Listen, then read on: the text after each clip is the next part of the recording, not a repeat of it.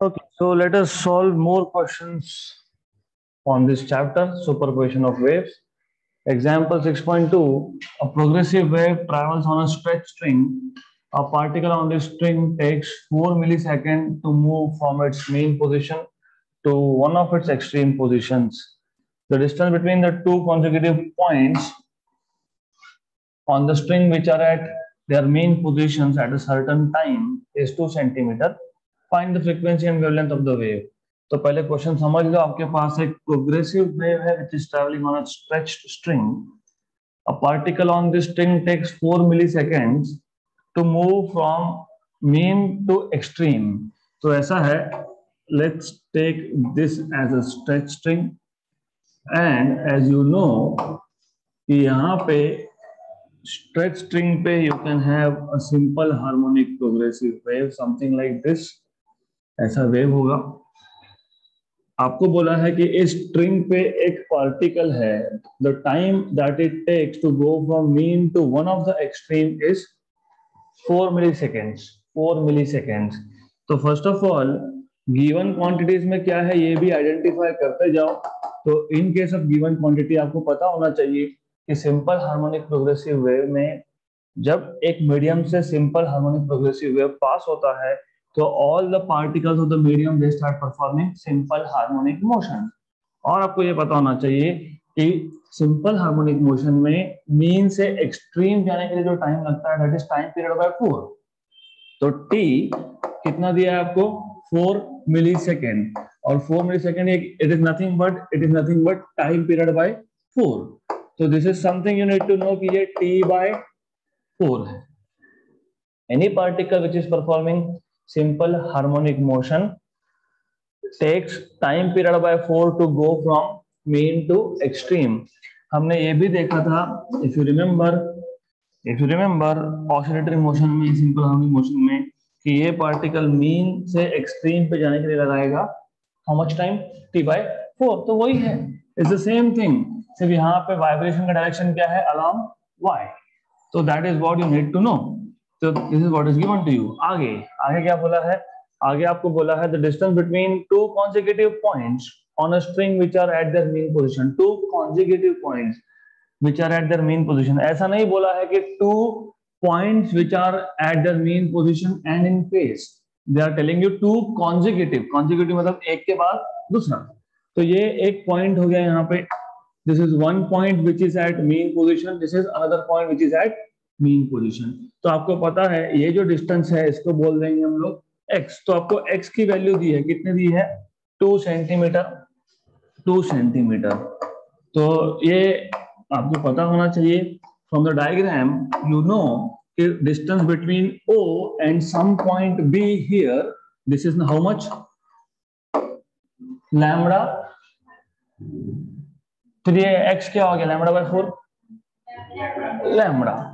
The distance between two points which are in phase. कौन से दो पॉइंट फेज में है? O और B and not A. देखो क्या है, you have to imagine कि क्या होगा जब ये पार्टिकल एट O ऊपर जाएगा तब पार्टिकल एट A नीचे आएगा. तो they are not in the same phase of vibration.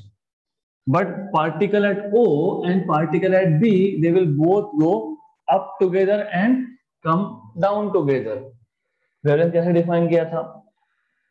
The distance between two points which are in same phase of vibration. दोनों एक साथ मीन पे एक साथ ऊपर जाएंगे, एक साथ नीचे आएंगे. ये जो A पार्टिकल है और जो O पार्टिकल है ये out of phase by 180 degree है. If O particle goes towards positive extreme, A goes towards negative extreme. So this is what you need to know. तो ये x जो है it is lambda by 2 क्योंकि distance from O to B is lambda. O to B is lambda. Okay, O से भी distance कितना है? lambda. तो O to A कितना आएगा? lambda by 2. Good. Then time 4 millisecond था. 4 मिलीसेकेंड को सेकेंड में कन्वर्ट कर लो. Then what they're asking you to find is, क्या पूछा है आपसे? They're asking you what is frequency, wavelength and speed. So what is frequency, what is wavelength and what is speed. These are the three things that you are supposed to find. तो बहुत easy question है, it is extremely simple question. Now wavelength तो आप easily find कर लोगे. कैसे find करोगे wavelength? बता दिया मैंने. x is lambda by 2. So what is lambda? 2x. So lambda equal to 2x. मतलब lambda equal to 2 into 10 power minus 2. मतलब 4 into 10 power minus 2 centimetre. Sorry.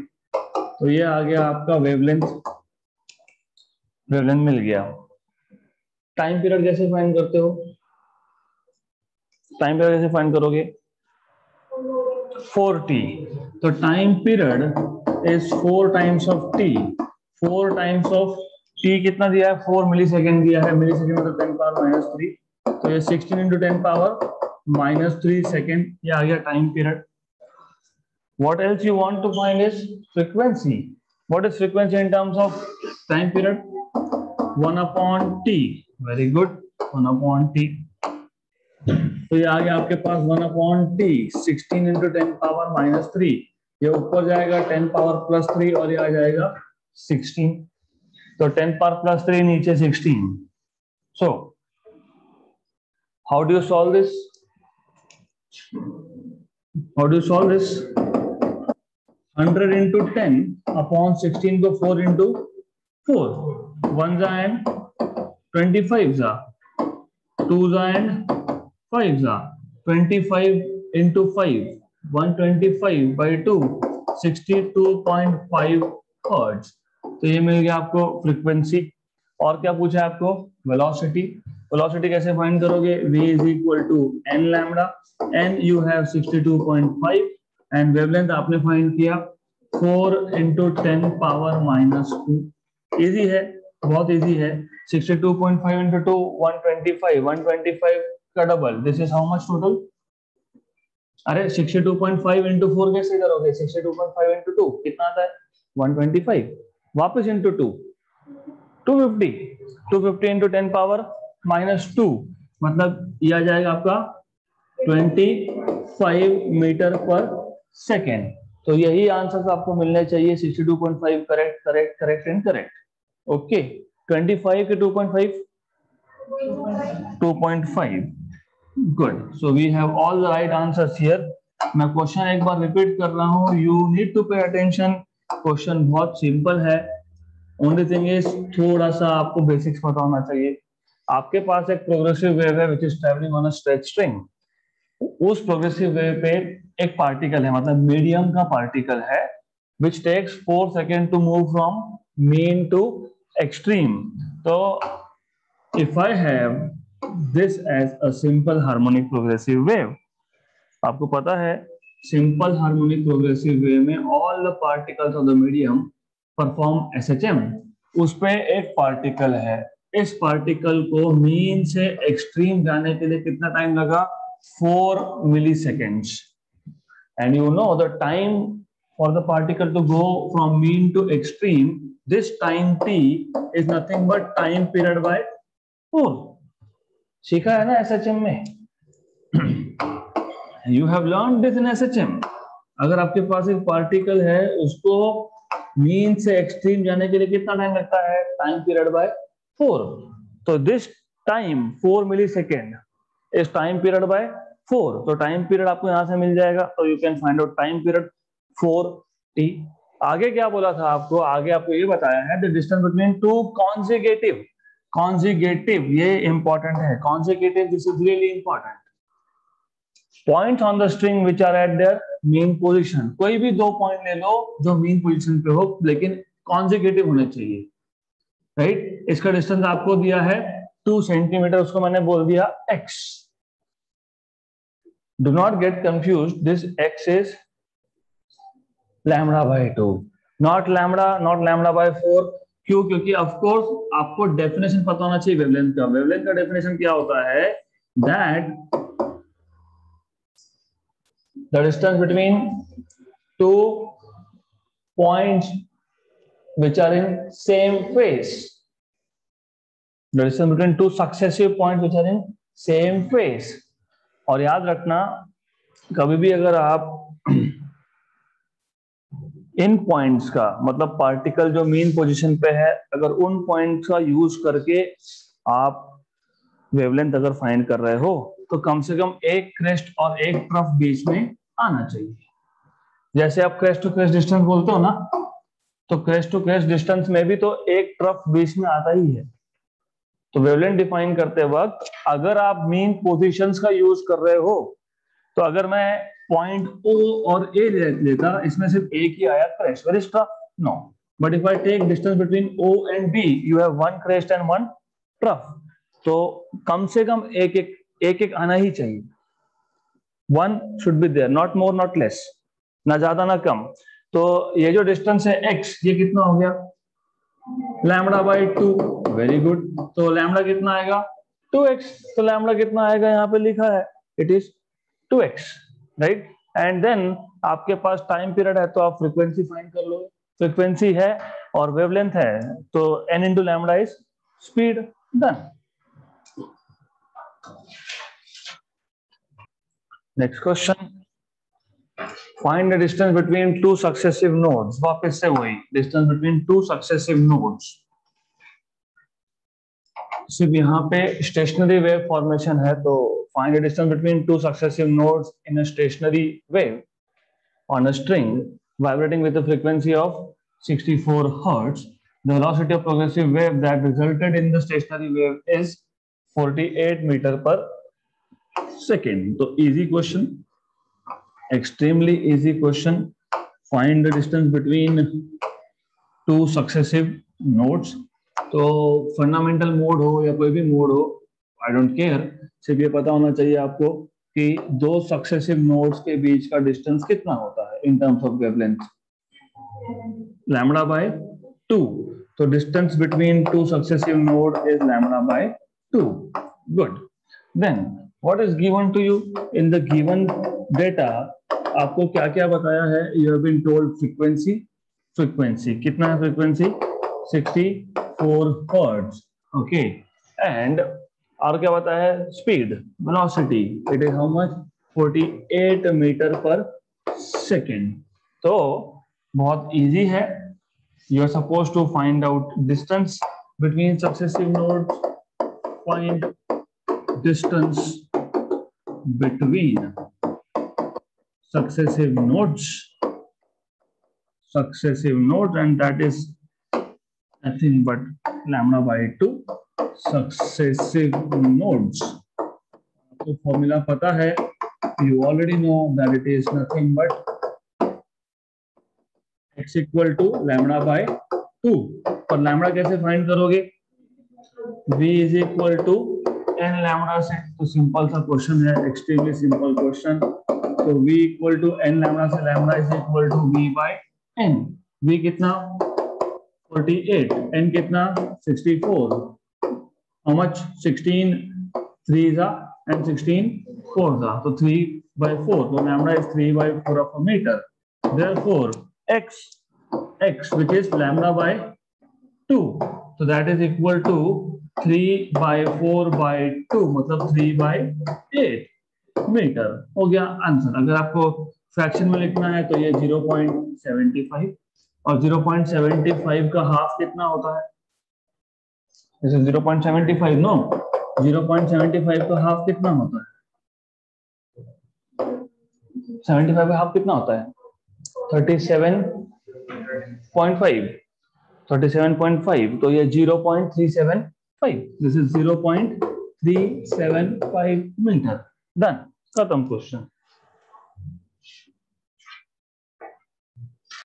Next question, an air column is of length 17 centimeter long. You have a air column जिसका length आपको दिया है 17 centimetre long. Air column बोला है, tube length नहीं बोला है, मतलब डायरेक्टली एंड करेक्शन के साथ बताया आपको. एयर कॉलम का लेंथ है 17 centimetre, which is 17 into 10 power minus 2 meter. Calculate the frequency of fifth overtone if the air column is closed at one end and open at both the ends. Velocity of sound in air is 340 metre पर second. Easy question है. आपको find क्या क्या करना है. आपको पूछा है what is the frequency of fifth overtone.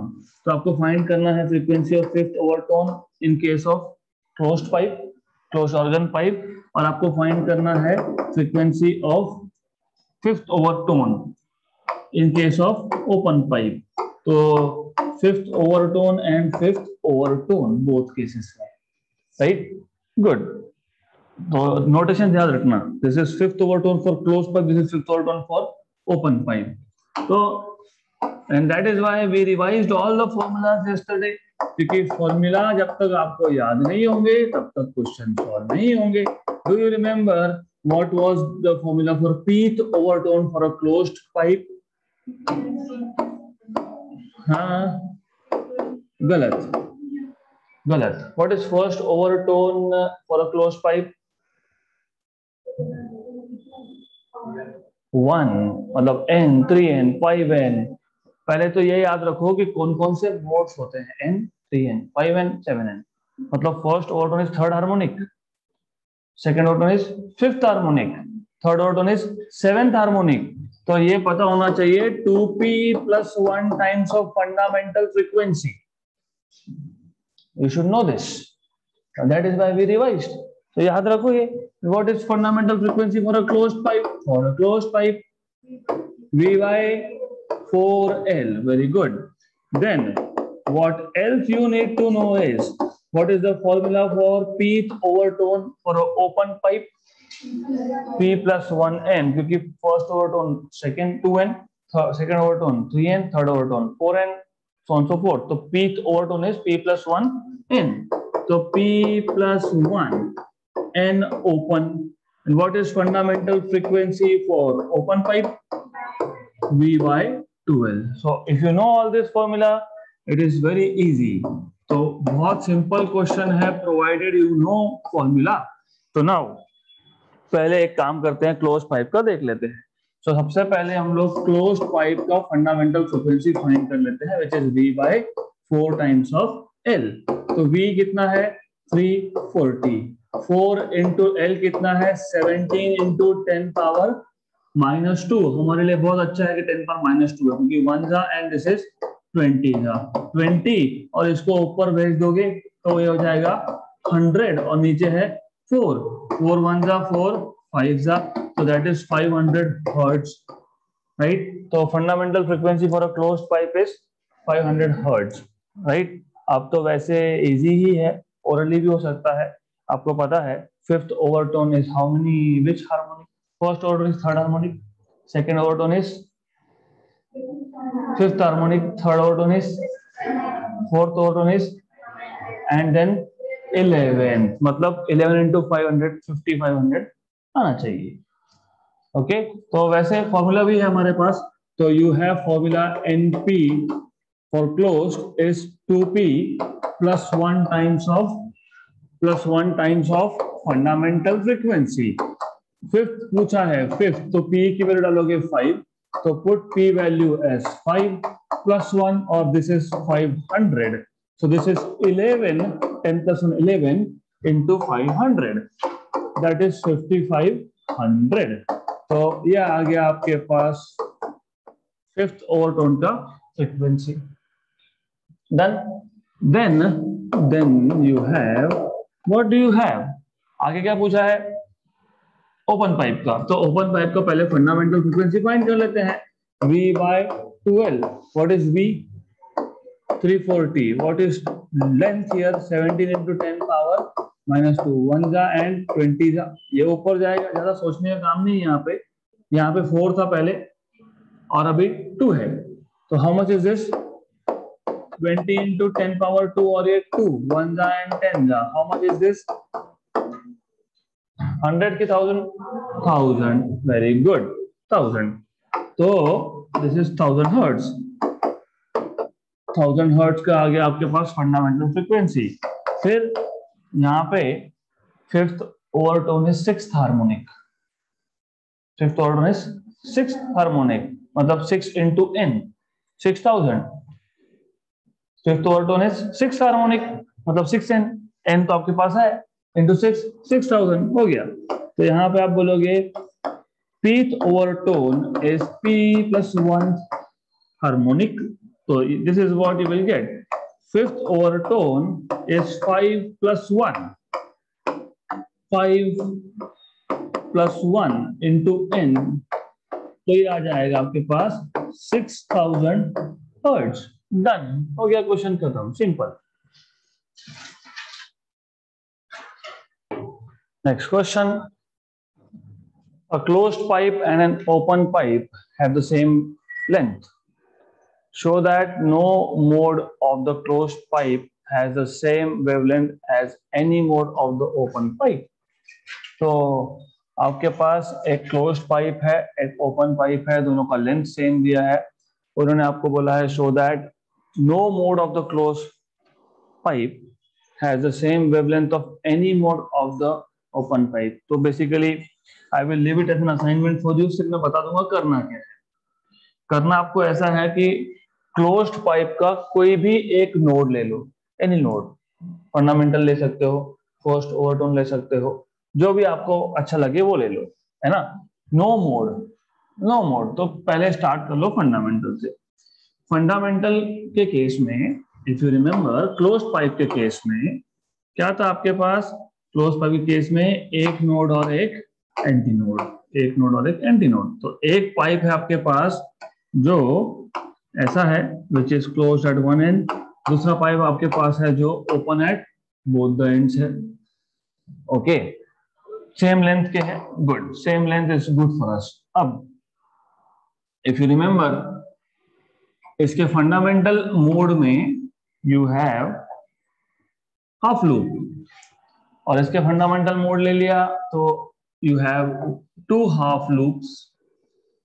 So anyways, अब of course corrected length यहां पे आपको मिल जाएगा, corrected length आपको मिल जाएगा length of the tube plus end correction, तो L equal to L plus E, और यहाँ पे आपको मिल जाएगा L equal to L plus 2E, where L is the length of this pipe. No mode of closed pipe, पहले mode की बात कर लेते हैं, सेम फ्रीक्वेंसी, सेम वेवलेंथ, ठीक है, same wavelength. What is wavelength here in terms of length?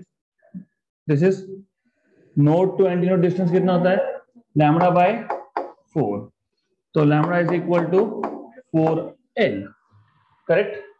तो यहाँ पे पहले मोड में वेवलेंथ कितना आया, 4L, गुड। देन यहां पे पहले मोड में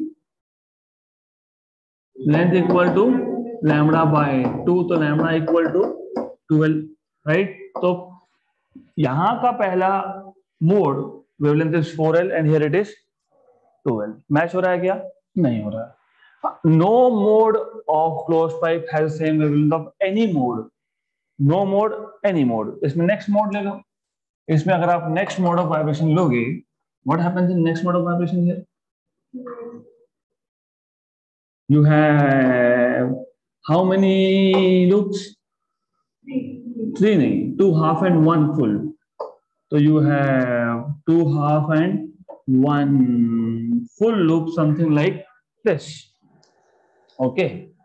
इस केस में आपके पास लेंथ क्या आएगा? लेंथ क्या आएगा? What will be length? Lambda by 4 और लैम्बडा बाय 4, मतलब लैम्बडा बाय 2 और लैम्बडा बाय 2 और लैम्बडा बाय 2 लैम्बडा, तो this is nothing but lambda. Very good. तो यहाँ पे भी 4L है, यहाँ पे सिर्फ L है, तो मैच हुआ क्या? नहीं, राइट। ऐसे अगला मोड, फिर अगला मोड, फिर अगला मोड, और हर एक मोड में कहीं पे भी चेक कर लोगे तो मैच नहीं होने वाला। तो no mode here has the same wavelength of any mode in the case of open pipe. बस इतना ही शो करना है। तो इसको लिखने का तरीका क्या होगा? No mode of closed pipe, तो पहले लिख लेना कि in the first mode of vibration wavelength is 4L. So this is something which I want you to write by yourself.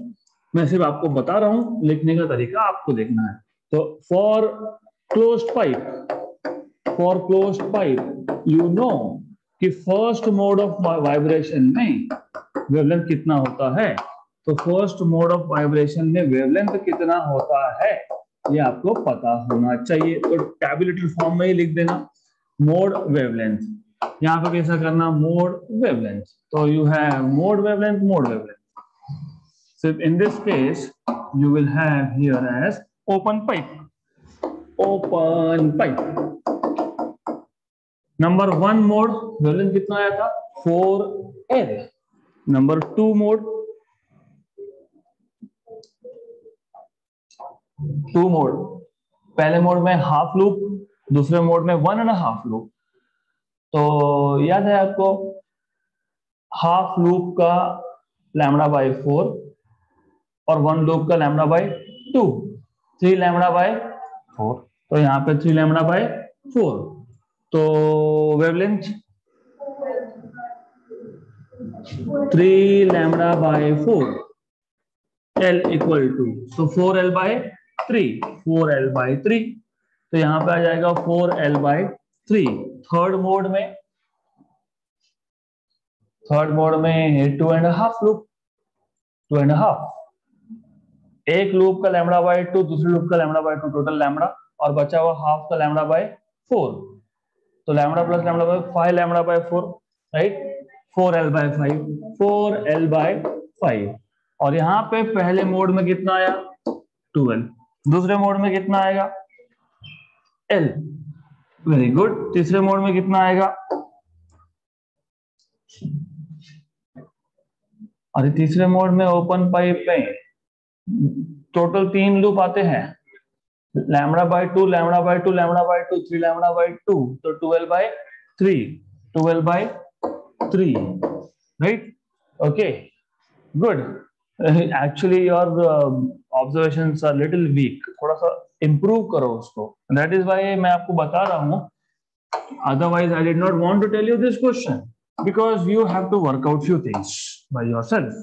थोड़ा सा आपको इस पे काम करने की जरूरत है। Now observations if you have very good, you see 4L by 1, 4L by 3, 4L by 5, 4L by 7, 4L by 9, 4L by 11. If you see here 2L by 1, 2L by 2, 2L by 3, 2L by 4, 2L by 5, तो ऐसा आएगा। Okay,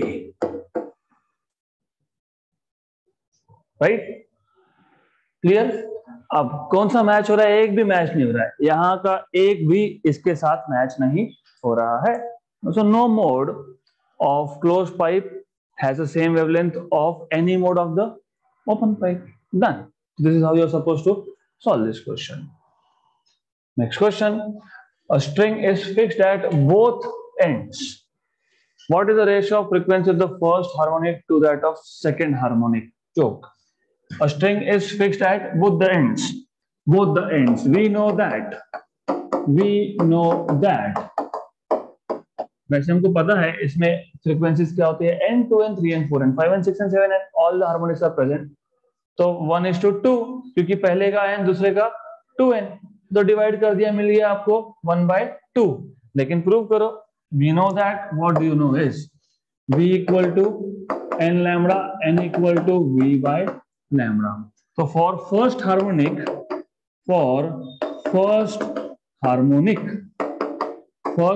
मतलब fundamental frequency होता है, और fundamental frequency के case में string के केस में you have 1 loop.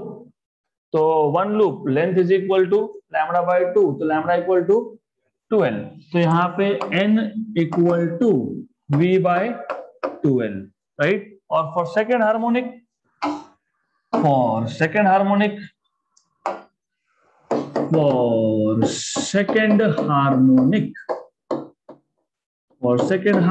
you will have of course here n1 equal to v by lambda 1। Second harmonic के केस में दो लूप मतलब लैम्डा बाय 2 और लैम्डा बाय 2 लैम्डा, तो lambda 1 is nothing but length, तो v by l। आपको क्या पूछा है, ratio of frequency of first harmonic to second harmonic तो first harmonic to second harmonic, okay, ये आपका है first overtone, right, which is second harmonic. अगर कंफ्यूजन होता होगा तो बोल देना इसको एन और इसको बोल देना एन डैश, तो कंफ्यूजन क्रिएट होने से बेटर है change the notation. Therefore ratio n upon n dash, n क्या आया v बाय 2l और ये क्या आया v by l, v cancel l cancel 1 by 2 हो गया, ratio is 1 by 2। So the thing is, it is always better to show कि wavelength आपको 2l मिलता है, वेवलेंथ आपको लेंथ l मिलता है बाय डायग्राम। तो फर्स्ट हार्मोनिक में आपको एक ही लूप मिलता है, तो एक ही लूप मिलने की वजह से ये जो लेंथ है इट इज लैम्डा बाय 2, तो lambda is equal to 12। So this is what you need to show also with the help of figure, because if you want all the marks here you need to do this, और यहाँ पे you need to show two loops। तो यहाँ पे आपको second harmonic के case में दो लूप बनते हैं, ऐसा आपको दिखाना पड़ेगा। And not only this, but of course you have to write down length is equal to lambda by 2 plus lambda by 2 is lambda. This is what you need to show. So you can show that lambda in this case is nothing but directly length. Done. So that's what you're supposed to do. Next question. The velocity of a transverse wave on a string of length 0.5 meters. आपको length of the string दिया है, length of the string given to you is 0.5 meter is 225 metre पर second. मतलब velocity आपको दिया है, एक string है and there is a transverse wave on that string, string का लेंथ 0.5 मीटर है और उस पे जो वेव है उसका वेलोसिटी है 225 मीटर पर second. What is the fundamental frequency of standing wave on this string if both ends are kept fixed? मतलब fundamental frequency is v by 2l। देखा ना अभी v by 2l। आगे आपको पूछा है while this string is vibrating in the fundamental harmonic, मतलब first harmonic, what is the wavelength of sound produced in air if the velocity of the sound in air is 330 metre पर second. मतलब क्या है कि जब आप string को vibrate करते हो तो this string vibrates with certain frequency, और इस स्ट्रिंग के नियर बाय रीजन में एयर होता है, जैसे गिटार का स्ट्रिंग प्ले करते हो। What you do is actually you vibrate a string, लेकिन ये जो वाइब्रेशंस है they are pass on to air, right. तो आगे आपको पूछा है in that case they are asking you while this string is vibrating in the fundamental mode, fundamental harmonic, what is the wavelength of sound produced? So v equal to n lambda, lambda is v by n। सिर्फ v किसका होगा, speed of sound in air. तो मैं बता देता हूं detail में। पहले केस में, फर्स्ट केस में आपको पूछा है what is fundamental frequency of standing wave on this string. मतलब सबसे पहले केस में आपको साउंड की बात ही नहीं करनी है। पहले केस में they are giving you string और आपको बोला है कि what is the fundamental frequency n in this case, and you are suppose to find out fundamental frequency n in this case. और दूसरे केस में क्या पूछा है आपको, दूसरे केस में पूछा है what is the wavelength of sound, मतलब वेवलेंथ ऑफ साउंड। यहां पे वेवलेंथ ऑफ साउंड पूछा है, this is important. Then formula क्या क्या यूज होगा आपको पता होना चाहिए कि जब मैं स्ट्रिंग की बात कर रहा हूं, ओनली स्ट्रिंग, क्या पूछा है आपको ए केस में, फंडामेंटल फ्रीक्वेंसी। अभी अभी हमने देखा कि fundamental frequency is v by 12। Number 2 second case में आपको वेवलेंथ ऑफ साउंड, तो velocity of sound in air equal to frequency of the string, क्योंकि एयर पार्टिकल्स वाइब्रेट क्यों होंगे, बिकॉज ऑफ द स्ट्रिंग, तो जितना स्ट्रिंग का वाइब्रेशन फ्रीक्वेंसी उतना ही एयर पार्टिकल का वाइब्रेशन फ्रीक्वेंसी, राइट? गुड। तो n और यहाँ पे ये लैम्बडा s, तो बी केयरफुल, नहीं तो यहाँ पे गड़बड़ हो जाएगी, right? Then you start solving and it is very easy. Number first, fundamental frequency is V by 2L. V आपको दिया है 225. ये V साउंड का नहीं है, ये किसका है?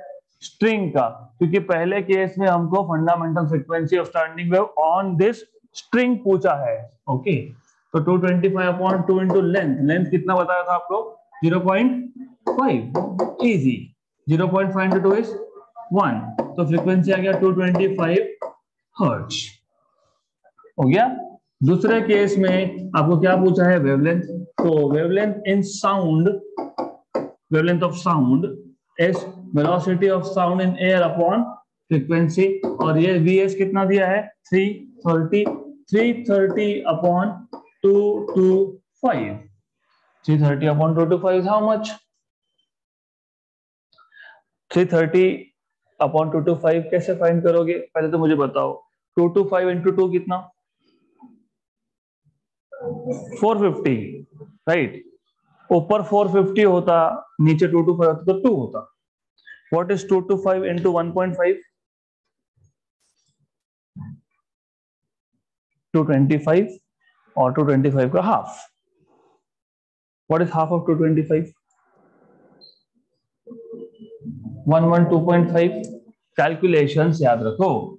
मैं ऐसा क्यों बताता हूं? क्योंकि 225 into 1 is 225, 225 into 2 is 450, 225 into 1.5, 1.5 मतलब 225 इंटू 1, और 225 इंटू 0.5 को add. What is half of 225? 112.5। 112.5 और 225 कितना होगा? 112.5 और 225 कितना होता है? 337.5। मतलब ऊपर अगर 337.5 और नीचे 225 आता तो 1 जा एंड 1.5 जा, 1.5 जा, करेक्ट। ऐसा है कि हमारे पास 330 है एंड नॉट 337, मतलब 1.5 से भी छोटा आंसर आएगा। तो एग्जैक्टली आप सॉल्व करोगे तो इसका आपको मिल जाएगा, एग्जैक्टली सॉल्व करोगे तो 1.46 मीटर।